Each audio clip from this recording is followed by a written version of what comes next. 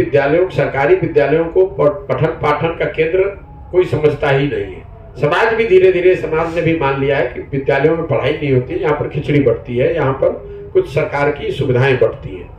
और स्कूल के नजरिए से अगर आप देखें तो सबसे बड़ी परेशानी जो मुझे समझ में आ रही है कि जो फिजिकल इंफ्रास्ट्रक्चर है, बिल्डिंग है, मैदान है, बाउंड्री वॉल है, क्लासरूम्स हैं, डेस्क हैं, तो फिजिकल इंफ्रास्ट्रक्चर, पढ़ाने वाले टीचर और बच्चे, ये तीनों का समायोजन नहीं है। मतलब अगर कहीं पर बिल्डिंग, क्लासरूम, फील्ड, बाउंड्री है भी तो वहां समुचित संख्या में शिक्षक नहीं है। जहां शिक्षक हैं वहां बिल्डिंग नहीं है, जहां दोनों हैं वहां बच्चे ही नहीं है।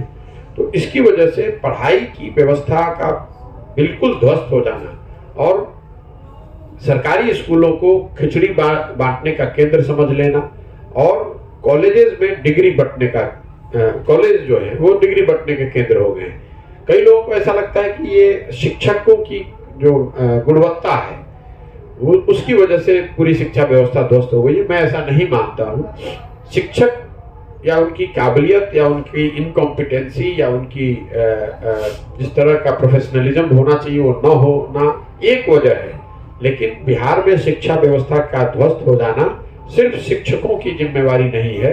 ये बड़े स्तर पर प्रशासन की, शासकों की जो उदासीनता है शिक्षा को लेकर, उसको लेकर कोई सोच नहीं है, ये उसका परिणाम है।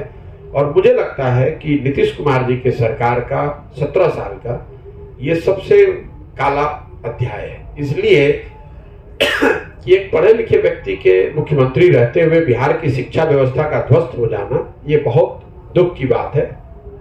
देखिए, अगर सड़क खराब है, कल एक अच्छी सरकार आ जाएगी तो सड़क बन सकती है, लेकिन शिक्षा व्यवस्था के ध्वस्त हो जाने से 17 साल में 2 पीढ़ी, 17 साल और पहले लालू जी का 15 साल, 30 साल में करीब करीब 3 पीढ़ियां स्कूल और कॉलेज से पढ़ के निकल गई। अब अगर कोई अच्छी सरकार आ भी जाए तो भी जो बच्चे, जो व्यक्ति इस शिक्षा व्यवस्था से पढ़कर निकल गए, वो अब वापस जाकर अपनी विद्वता, अपनी क्षमता को नहीं बढ़ा सकते हैं। इसीलिए मैं रिपीट कर रहा हूं, मुख्यमंत्री काल में, नीतीश जी के मुख्यमंत्री काल में शिक्षा व्यवस्था का पूरी तरीके से ध्वस्त हो जाना उनके 17 साल के शासनकाल का सबसे काला अध्याय है।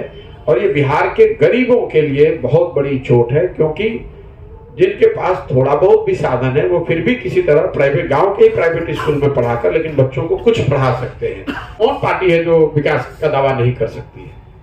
आरजेडी, जिसने 15 साल यहाँ बिहार में शासन किया और बिहार को गर्त में लेकर चले गए, वो लोग शासन की बात कर रहे हैं, वो विकास की बात कर रहे हैं, और उसको आप चाहते हैं कि हम गंभीरता से लें। गंभीरता से नीतीश कुमार जी ने जो कहा है उसको ले रहे हैं और ये भी बता रहे हैं कि हमारी समझ ये है कि उनका ये आकलन गलत है, उन्होंने झूठा वादा किया है, और अगर नहीं किया है और वो मुझे गलत साबित कर दे, वो 10 लाख नौकरी दे दे, तो इसमें मुझे कोई दिक्कत नहीं है। उनके समर्थन में मैं ये पूरा अभियान वापस ले लूंगा, उनको नेता मानूंगा और कहूंगा कि चाहूंगा कि बिहार में आगे बने रहे, लेकिन 10 लाख लोगों को नौकरी देकर दिखाइए। शिक्षकों को तो जो अभी शिक्षक है 4 लाख, उनको तो वेतन नहीं मिल रहा है। जो वित्त रहित शिक्षण संस्थाएं उसमें हजारों लोगों को वेतन नहीं मिल रहा है। सांख्यिकी वाले लड़के 1.25 लाख थे, उनको हटा दिया गया। इसी तरह टेक्नोलॉजी वाले लड़के जो यहाँ काम कर रहे थे उनको हटा दिया गया। आप जो ब्लॉक में जो किसान सहायक है उनकी स्थिति जाकर देख लीजिए, पंचायतों में जो वार्ड सचिव है उनकी स्थिति देख लीजिए। अरे भाई, जो लोग हैं उसका तो समायोजन ठीक से कर दो, बाकी नई नौकरी की तो बात ही छोड़ दीजिए। केंद्र सरकार से पैसा ना आए तो शिक्षकों को, जो अभी शिक्षक उसकी सैलरी नहीं दे पाएंगे, क्या बात करते हैं? सर, कहा जा रहा है कि आप राजनीतिक गुरु रहे हुए हैं और क्या द्वारा राजनीति करने को स्वयं संकल्प नहीं है क्या? भैया, जो कर रहे हैं वो तो आपके सामने है, क्या कहा जा रहा है उसका तो कोई अंत नहीं है। जो कर रहे हैं वो आपके सामने है। बिहार के हर गांव, हर शहर, हर प्रखंड में पैदल चलकर जाना, लोगों से संपर्क करना, अपने जीवन का सब कुछ छोड़ के समाज में समय बिताना, ताकि बिहार के लोगों को, बिहार की जमीनी हकीकत को, यहाँ की समस्याओं को, यहाँ की संभावनाओं को गहराई से देखा जा सके, समझा जा सके, और उन सब को आधार बनाकर आगे 10 साल में विकास के लिए एक ऐसी योजना बने जो बिहार को अगले 10 साल में देश के अग्रणी राज्यों की श्रेणी में खड़ा करे।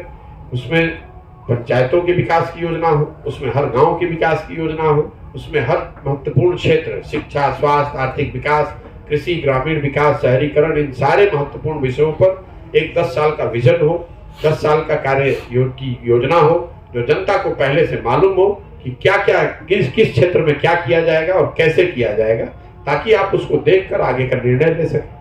ये काम है वो जो कर रहे हैं और आने वाले कई महीनों तक यही करेंगे।